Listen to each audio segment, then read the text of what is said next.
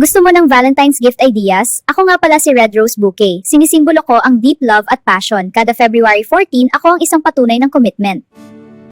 Hala, bakit ako nandito?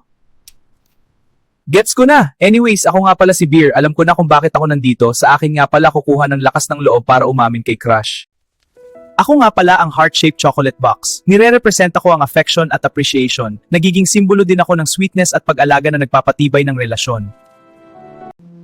Hala, bakit ako na naman? Oo nga pala, pati nga pala mga walang love life, mga broken-hearted o kaya mga dilulu ay ako din ang kadate. In demand ako I got you! Ako nga pala ang stuffed teddy bear. Sinisimbolo ko ang comfort and emotional security. Pwede mo din akong yakapin kapag malayo si love life sa'yo. O ano, ako na naman.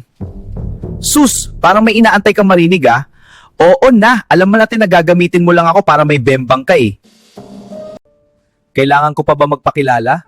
Wag na, nandito lang man ako para i-remind kayo na mag-ready sa lindol sa Feb 14. Oo nga pala, follow nyo naman page ko!